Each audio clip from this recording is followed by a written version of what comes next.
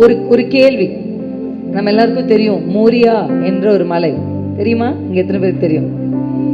அந்த மலையின் மேல ஆபிரகாமோடு அவருடைய பிள்ளையும் ஏறிட்டு இருக்காங்க. எதுக்காக? இப்ப ஆண்டவர் சொன்ன வார்த்தையின்படி அது எப்படி செய்ய போறோம்லாம் தெரியல. ஆனா ஆபிரகாம் என்ன சொல்றாரு? கர்த்தர் சொன்ன உடனே பிள்ளையை கூட்டிட்டு மலைக்கு மேலே ஏறிட்டு இருக்கிறாரு.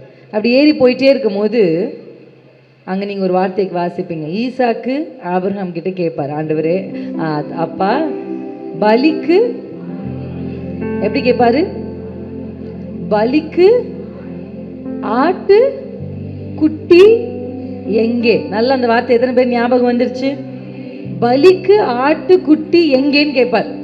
ஆனா அதுக்கு ஆபிரகாமுக்கு பதில் தெரியுமான்னு கேட்டா, ஆபிரகாமுக்கு அதுக்கு பதில்,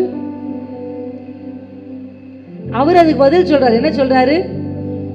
என்ன சொல்றாரு? கர்த்தர் பார்த்துக்குவாருப்பா. இன்னைக்கு உங்க வாழ்க்கையில் நான் சில கேள்வியெல்லாம் கேட்டா உங்களுக்கு பதில் தெரியுமா? எப்படி சிஸ்டர் வாழ போறீங்க இந்த முட்டி வலியோட? கர்த்தர்ல சிஸ்டர், கர்த்தர் பார்த்துக்குவாரு.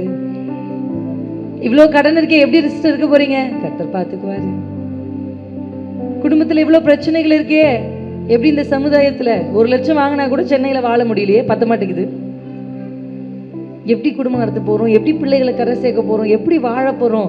இப்படிப்பட்ட பாவமான உலகத்தில் எப்படி பரிசுத்தமாக வாழ போகிறோம்? நம்ம பிள்ளைங்களை எப்படி தேவ பயபக்தியோடு வளர்க்க போகிறோம்? இப்படி பல கேள்விகள் நமக்கு இருந்தாலும் நமக்கு இருக்கிற ஒரே கர்த்தர் பார்த்துக்குவாரு. அல்லேலூயா, அல்லேலூயா.